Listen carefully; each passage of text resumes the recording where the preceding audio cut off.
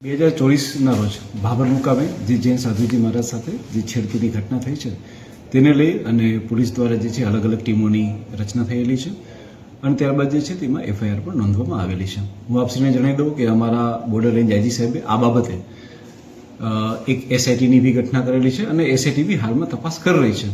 અમે લોકોએ બનાસકાંઠા પોલીસે અત્યાર સુધીમાં 350થી વધારે આવા શંકાશીલ લોકોને લાવી તેની પૂછપરછ કરી અને તેને જે છે એ તેની ઓળખ પણ કરાવેલી છે.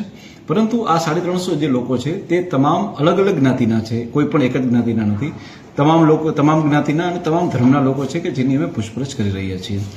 હું આપ લોકોને વિશ્વાસ દેવા માંગુ છું કે પોલીસે આ 300-350 જેટલા બી લોકો બોલાવ્યા છે આમાંથી કોઈ પણ વ્યક્તિની ના તો કોઈ મારપીટ કરી છે, ના તો કોઈ એમનું માન સન્માન ખવાય એ રીતની કોઈ વસ્તુ કરી છે.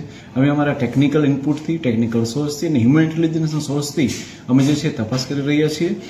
આજ દિન સુધી કોઈ પણ સામાન્ય ટાર્ગેટ કરવો એ બનાસકાંઠા પોલીસનું કોઈ દિવસ એવું રહ્યું નથી. જેથી કરીને આ જે આક્ષેપો છે જેમાં કોઈ એક સમાજને ટાર્ગેટ કરવામાં આવે છે કે પોલીસ દ્વારા કોઈની મારપીટ કરવામાં આવે છે તેવો એક પણ બનાવ અત્યાર સુધી અમારા ધ્યાન ઉપર આવેલો નથી.